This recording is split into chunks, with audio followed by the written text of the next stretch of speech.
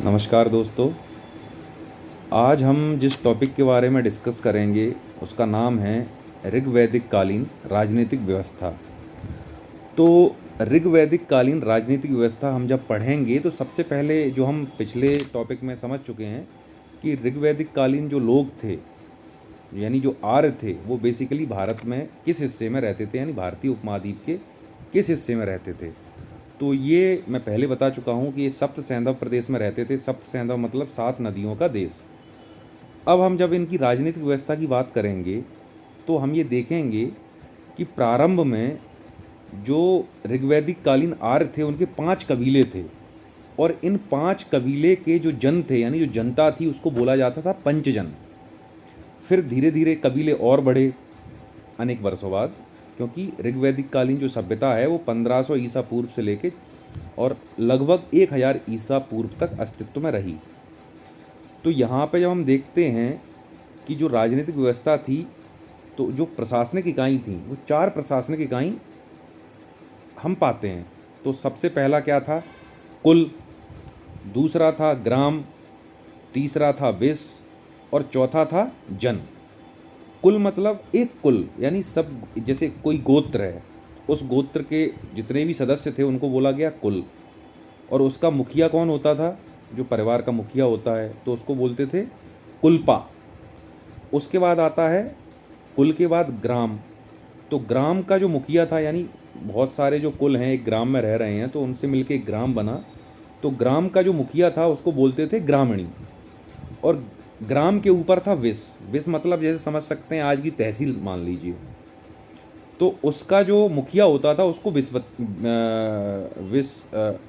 विस्पति, हाँ। तो उसका जो मुखिया था वो विस्पति था, और विस्पति के ऊपर था राजन। यानी राजन कौन? एक राजा जो जन का राजा होता था। यानी बहुत सारी तहसीलों का एक समूह, जैसे आजकल का जिला है उस तरह वहाँ पे क्या होता था? जन। तो उसके जो मुखिया यानी उसके जो प्रमुख होता था उसको बोलते थे राजन। और राजन को जनस्य गोपा भी बोला जाता है। जनस्य गोपा क्यों बोला जाता है? ये गाय के नाम के आधार पर इसका नामकरण किया गया है। अब उसके बाद हम देखते हैं कि इसमें प्रशासनिक अधिकारी कौन होते थे। तो उस समय जो राजनीतिक व्यवस्था था इतनी डेवलप नहीं हुई थी, क्योंकि इतना ज़्यादा कराधार नहीं था, क्योंकि जो कृषि थी उससे अधिशेष ज़्यादा पैदा नहीं होता था। लोग उतना ही पैदा करते थे जितना उनके उपयोग में हो।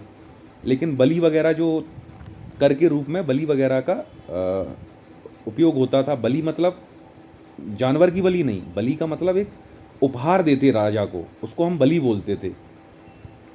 तो उसको इकट्ठा करने के लिए छोटा मोटा प्रशासन जो लगता था वो था, जिसमें कि जैसे पुरोहित हो गया, सेनानी हो गया यानी जो सेना है उसका अधिकारी, मुख्य अधिकारी, उसके बाद युवराज हो गया, विस्पति हो गए। तो ये प्रमुख प्रशासनिक अधिकारी थे।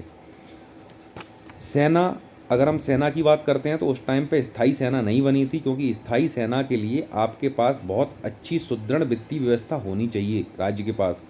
उस टाइम पे राजकोष में इतनी ज़्यादा अच्छी वित्तीय व्यवस्था नहीं होती थी, क्योंकि कृषि अधिशेष नहीं था, व्यापार वाणिज्य उतना डेवलप नहीं था। और जो ऋग्वैदिक कालीन जो राजनीतिक व्यवस्था थी वो पूर्ण रूप से कबीलाई राजनीतिक संरचना थी, जहाँ स्थायी सेना का पूर्ण अभाव था। जब भी राजा को युद्ध करना होता था, युद्ध काय के लिए होते थे? कि भैया चलो गाय की खोज करते हैं, हमारी गाय कोई छीन ले गया, उनसे जाके युद्ध लड़ते हैं। तो मैक्सिमम जो युद्ध होते थे वो इसी कारण होते थे। अब उसके बाद हम देखेंगे कि ऋग्वैदिक काल में 4 प्रमुख समितियां होती थीं। समिति बोल सकते हैं या संघ बोल सकते हैं, यानी लोगों की एक सभा। तो इसमें जो 4 थी वो थी सभा, समिति, विदत और गण। ये 4 सभाएं होती थी जिनमें स्त्रियां बढ़ चढ़ के हिस्सा लेती थी। यानी यहाँ हम एक चीज़ और देखते हैं जब हम सामाजिक व्यवस्था पढ़ेंगे कि स्त्रियों की जो स्थिति थी, राजनीतिक स्थिति, वो बहुत अच्छी थी, क्योंकि वो हर जगह भाग लेती थी, राजनीति में बढ़ चढ़ के हिस्सा लेती थी। तो इस तरह हम समझते हैं कि ऋग्वैदिक कालीन जो राजनीतिक व्यवस्था थी वो पूर्णतः कबीलाई संरचना पर आधारित थी। आपको ये समझ में आ गया होगा कि ऋग्वैदिक कालीन राजनीतिक व्यवस्था कैसी थी। इसी के साथ धन्यवाद। जय हिंद, जय भारत।